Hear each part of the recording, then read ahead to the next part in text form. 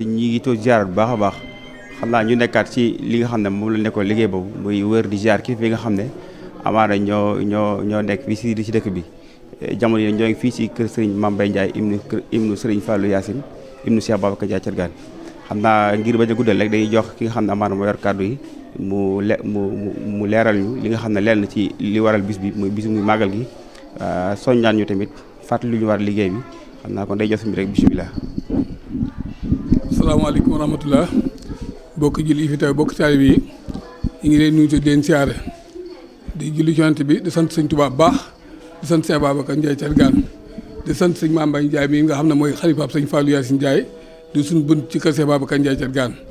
nga xam ne moom de bokk na ci sët yi nga xam ne ndono liñ ko bàyyee muy lislaam bi ak taalibe gi lu mu xam la lu mu jàpp la lu mu fonk la